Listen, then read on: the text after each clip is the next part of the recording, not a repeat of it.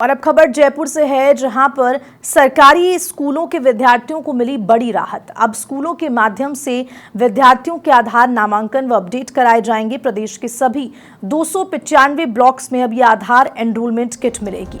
Block war route chart से स्कूलों में अब किट पहुंचाई जाएगी और 5 और 15 साल के विद्यार्थियों का बायोमेट्रिक अपडेट अनिवार्य है, जिसमें नाम, जन्मतिथि, पता और बायोमेट्रिक समय पर अपडेट होंगे। आधार शहरों की होगी प्रतिदिन मॉनिटरिंग। तो ये नई सुविधा अब स्कूल्स में भी उपलब्ध होंगी, जहां विद्यार्थियों के बायोमेट्रिक अपडेट कराए जाएंगे।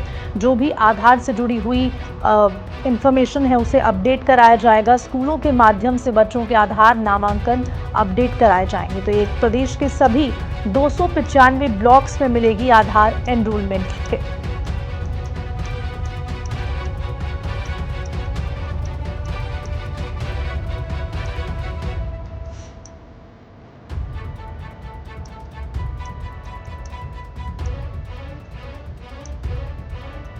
ज्यादा जानकारी के साथ धर्मेंद्र सिंगल जुड़ चुके हैं फोन लाइन पे। धर्मेंद्र, क्या कुछ जानकारी, अब स्कूल ये सुविधा उपलब्ध कराएगा?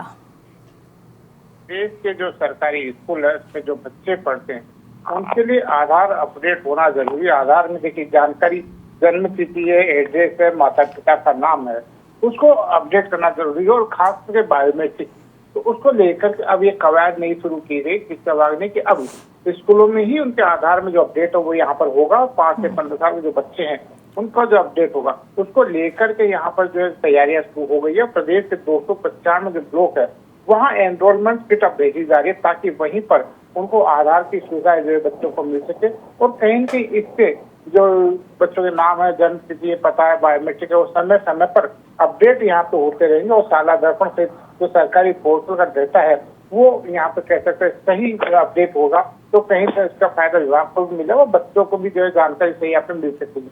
आधार शिविरों की जो प्रतिदिन की मॉनिटरिंग हो तो साथ ही जो है इससे छूटेगा नहीं, इसको लेकर के विशेष ख्याल रखा जाएगा।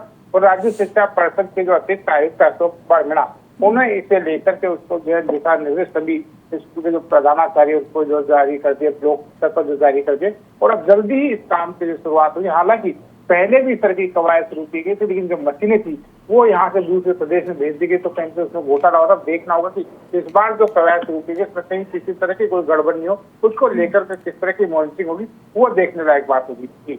शुक्रिया आपका धर्मेंद्र।